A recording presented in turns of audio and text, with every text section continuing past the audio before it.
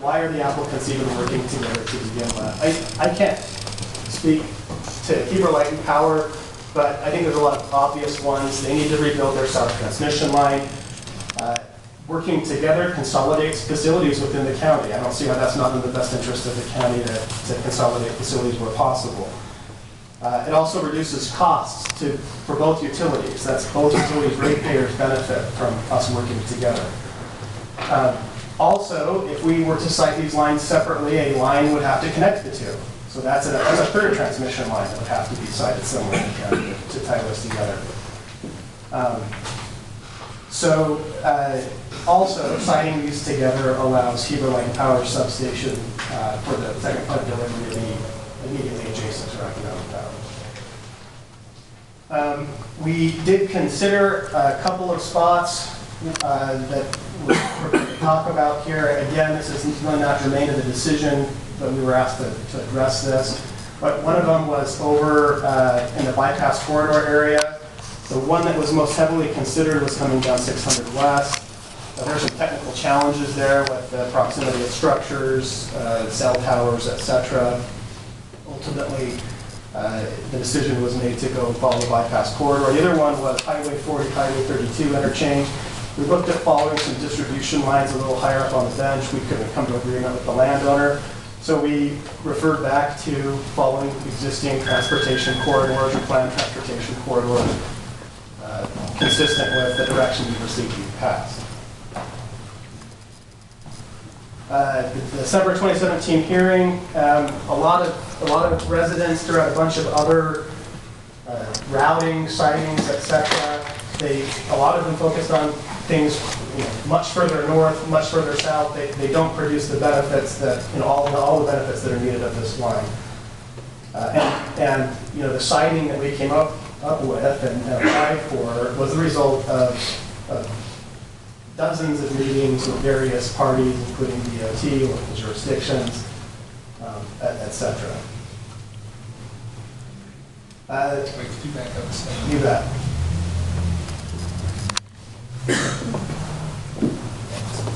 Yep. The application that's before you follows existing transmission lines, it follows existing transportation corridors or planned transportation corridors, and attempted to follow existing fence lines to limit any impacts on agriculture.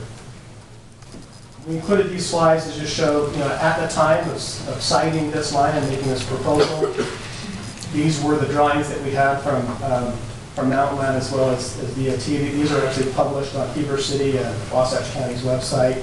The siting through the bypass corridor area is north and west of all of the sightings that were being considered at that time, and to my knowledge are being considered today. Another question that was asked, and I'll address Rocky Mountain Power's portion, and Jason can chime in. Does this project meet all future needs? That's kind of the crystal ball question. I don't know that we can speak, to forever in the future. It's impossible to determine what our distant needs are going to be based on our current projections. We have a 10-year plan that we look at. We look at least 10 years in the future, and it's kind of a rolling 10-year plan.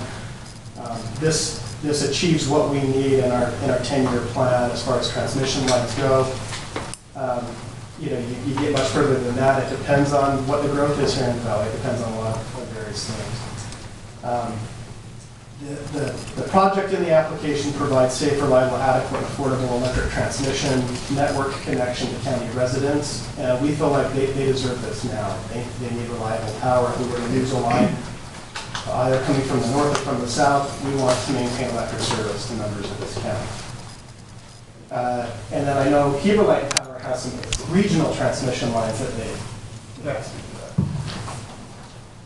yeah, I've always considered this a generational type project. The last time something like this happened was back in the 70s when that 138 kV, 46 kV interconnect was built over in Midway. It's early 1970s to anybody's best recollection. So, that's really what we're focusing on here is, you know, to build a facility that will take us into where the crystal ball gets really, really hazy, you know, that, you know, 30-year outlook. You know, we do feel like this interconnection point will serve us very well for many, many years. That doesn't mean that as we continue to grow that this is going to be the last transmission project. As growth goes east and continues to go east, I am sure that I will be back here with other substation projects as well as transmission projects. So it's just, you know, the nature of continuing to grow.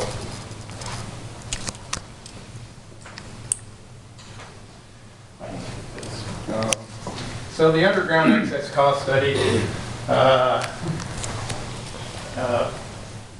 you know, we came to you guys on a special work session and kind of went over this. I don't want to belabor it too much. Everything was included in the study that you guys got. I've had many public meetings on this. So options for complete and partial underground were done. So we looked at different places we could put it underground and got costs in those places. The county is allowed by state law to condition its approval on any portion of, or all of the line within the county to be underground, as long as the applicant's technical requirements are met and is subject to the county paying the difference between the standard and excess cost with respect to a transmission line standard cost. Is the cost of any overhead line constructed in accordance with the public utilities normal practice? During this whole, you know, last year, our board also approved a new policy which basically mirrors this. If any entity wants to bury the line, we will do it, but that entity has to pay the difference. They didn't want to put that burden on all ratepayers. So, you know, during that, our board made that decision as well. So the board said formally, if we bury it, it's whatever entity requires you to bury it, they have to bear it. We're not going to share it across the ratepayer base. Yes. The board said that. The board decided that. The board decided that, yeah, in a resolution, which kind of mirrors what, you know, Rocky Mountain Power has with the state. And, you know, I think it was the board's feeling at the time, not to speak for them, was that, you know, if any of the entities through this do want to bury it, let's let them bury it. But that entity would have to come up with the difference between the overhead and underground costs. Okay. So I'll just ask another question on that. My understanding was in 2018 there was a Utah Court of Appeals actually involving Wasatch County and Rocky Mountain Power that basically the law of the state, you know, one way or the other. I'm not, maybe you can clarify the question. I don't know what caused. There was litigation. You've got to turn your, Speak up, please. and you've got to turn your recorder on too. My understanding was that there was a case between Wasatch County and Rocky Mountain Power involving transmission lines up the border with Summit County. There was just a little corner of property that came up with Wasatch County. And the council, did you want to say anything? I understand the question. There was a position or an opinion that came out right at the beginning of the year in 2018. Rocky Mountain Power asked the Court of Appeals to reconsider that decision on the basis that it was moved because the county hadn't well, there's a few different things, but they claimed it was moved. The Court of Appeals decided that that's true, and so the initial opinion didn't stand because of the mootness issue. So the law there is still, I suspect that it would still be upheld, but it's not a binding decision on anybody at this point because of the mootness issue. What was that? The opinion was withdrawn by the Court of Review. Right. What was the question that brought up that response? It was this very question that we're discussing, whether the requesting party, and in that case it was Wasatch County, has to pay the difference between the standard cost and the increased cost. In that case, they were trying to force them to take the transmission line in a different location that would cost substantially more. And the Court of Appeals said, you have the legal right to require them to do that through a conditional use, but you have to pay the difference in cost. Yeah, and I think that probably that case has some very specific and different implications than what we have here. The state statute still stands, and even whatever decision that was ultimately decided to be moved wouldn't have changed the state statute. The state statute remains unchanged in that the requesting party has the right to ask for the line to be put underground or to build a non-standard design for that matter. But whatever the difference in cost is between what was proposed under their standard and what the county had asked them to do. So if it's underground line in this case, 4-to-1, so instead of just using rough numbers, instead of $1 million a mile, it's $4 million a mile. If you were to ask for that, you'd be required to pay for that. The reason I asked that question is at the beginning of this process, there were some questions raised about Rocky Mountain Power's position has always been that you have to pay the difference. And so some people were asking, well, is that really true? And we had done some research, and sounds like you know, well, I'm just confirming with those who know that is still the case. That argument's no longer valid. That say, sorry, Rocky Mountain Power, you need to bear the cost for bearing the transmission. Is that your understanding, John? Right, there were some nuances in that Browns Canyon case that aren't as clear here. And so I'd have to restudy it to see again how it applies directly to this. But I think that as a general principle, what they're saying is right, that if a local government entity puts requirements on a needed facility that raise the cost, that they can do that, but they have to cover it. There's nuances there I'm not getting into, but as a general principle, that's correct. So what was the result of the Browns Canyon project? Rocky Mountain Power built the line, and we issued a conditional use permit because the Utility Facility Review Board forced us to. And when it went to the Court of Appeals, at first they found for us, then because of the mootness issue, they found for Rocky Mountain Power. We didn't appeal it to the Supreme Court of Utah. So did they end up building overhead lines then? They did, yes. So, the board did have us do the study to see what the costs were to go underground. I think I mentioned earlier, NEI Electrical Power Engineering Incorporated out of Colorado, who had recently done some underground projects, was ultimately selected. We did the whole RFP, RFQ type process, and the board selected NEI Electrical Power Engineers to do the study. The study provides estimated costs within plus or minus 30%. The cost of underground transmission is approximately 4 to 5 times the cost of overhead transmission. The study does segment it, and you can see it just varies. In the county segments, the Northfield was 4-to-1. From the power plant to the fish hatchery was 4-to-1. Around the fish hatchery, we got up to 5-to-1. And Center Street to the Midway sub, I think that's Ward's Lane to Midway sub, was 5-to-1. And then Highway 40 all the way to Midway was, total was 4-to-1 in cost, so.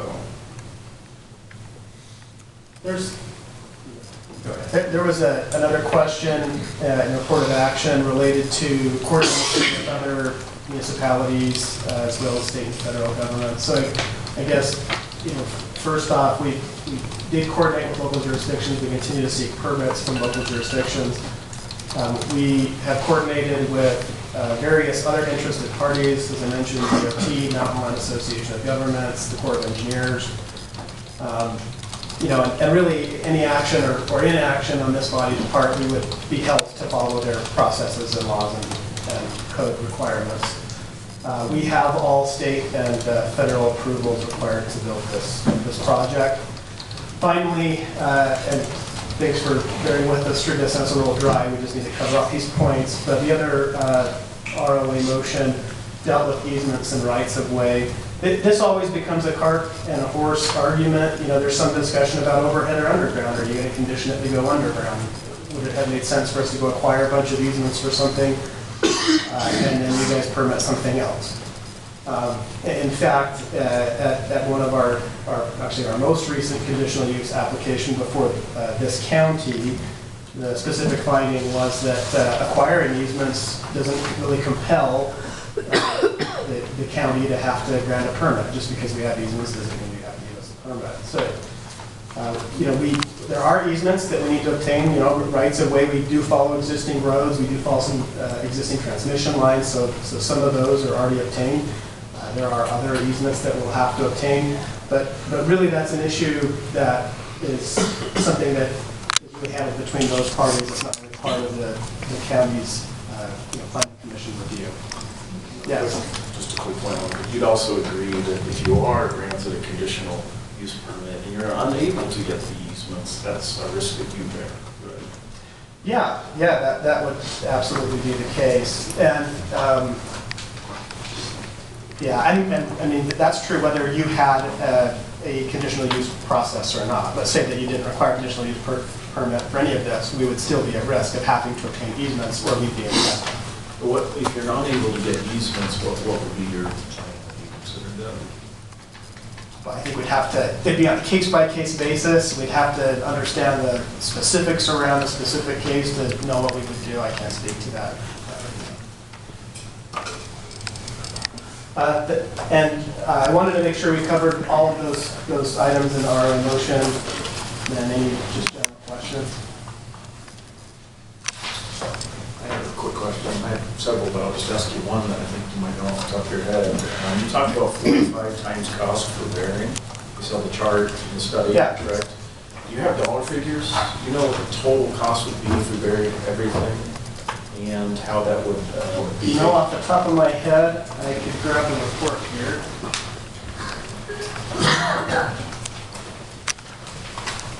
If you go back, related to this, you have that slide that you have up on there. I think it's 38. Yeah. So I just want to put this into context, real dollar figures. I realize it's in the application. Do you have the application?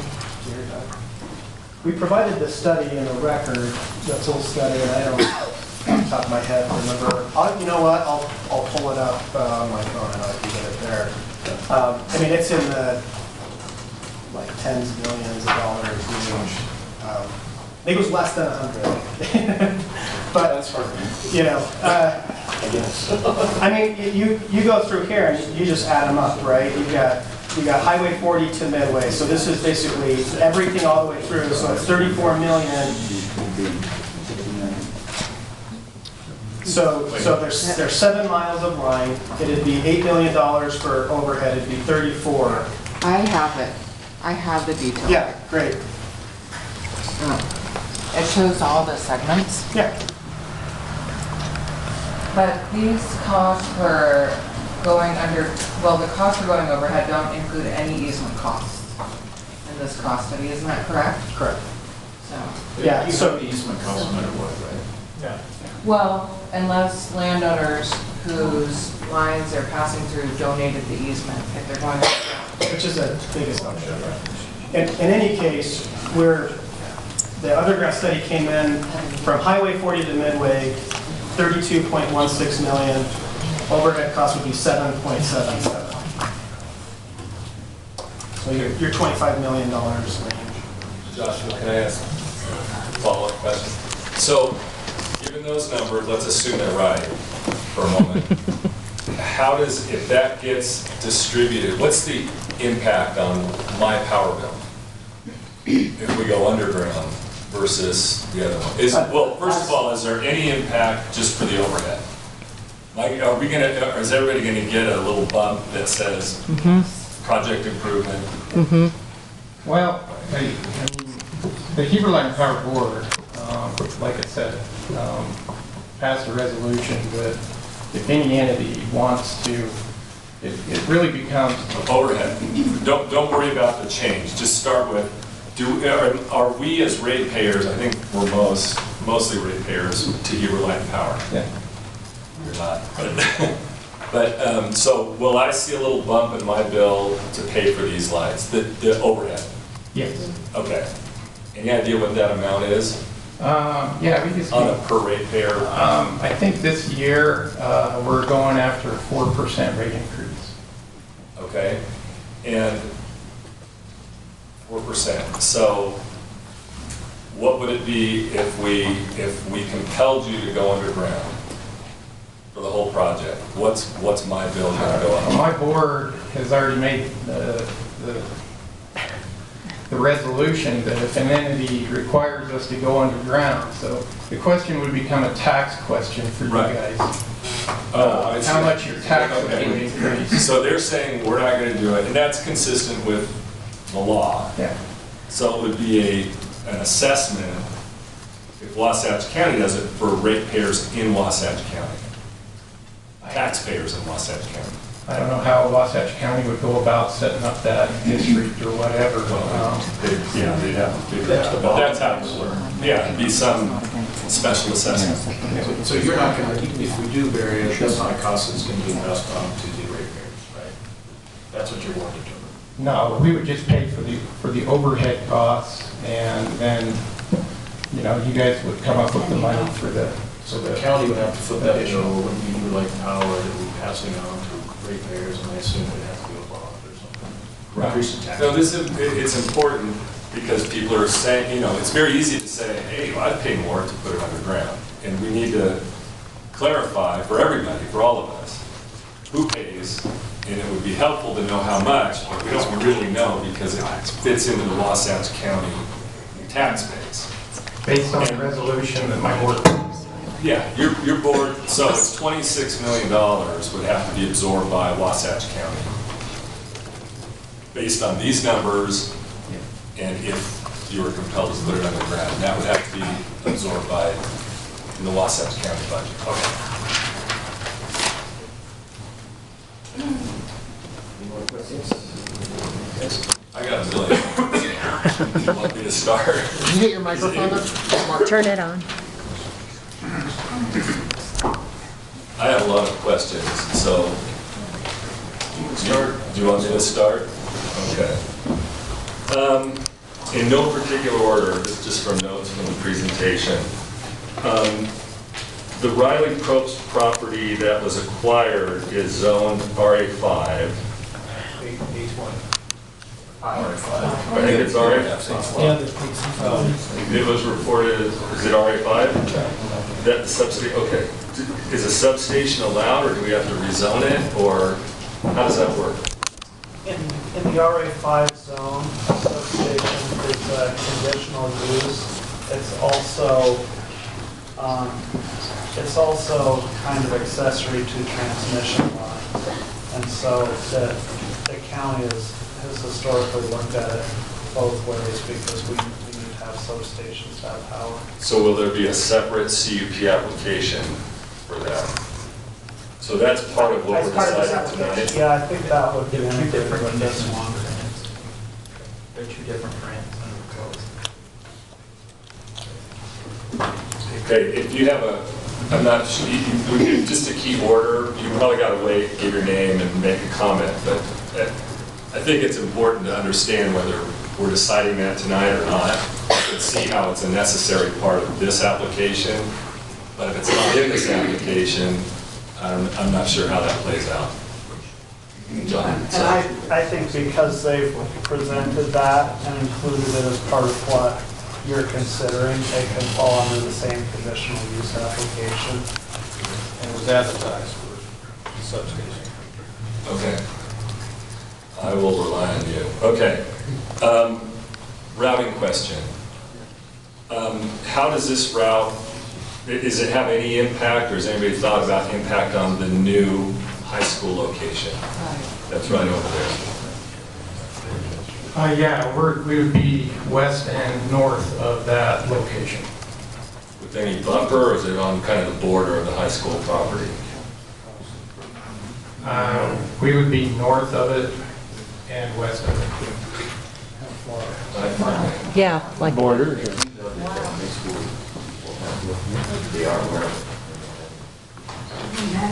We have transmission running Okay. between the county library right now and the high school.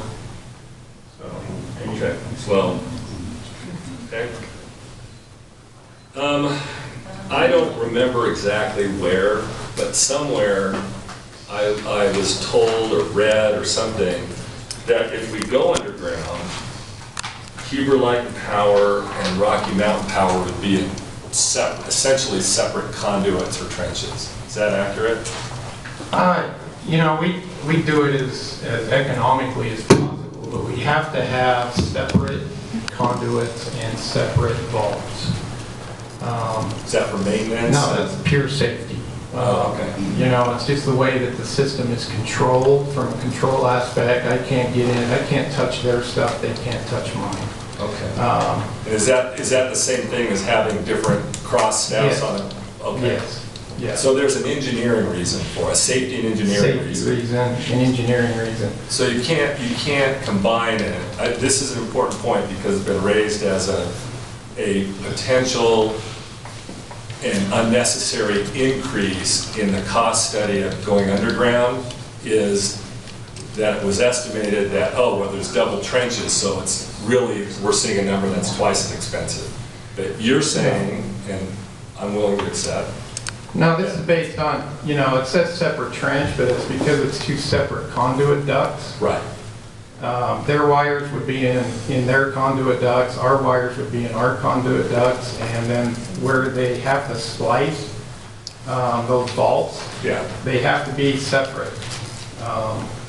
Okay, but the important point to make a record of is it's safety and engineering reasons, not let's inflate the cost by digging two trenches or having two sets of conduits in the same trench or whatever.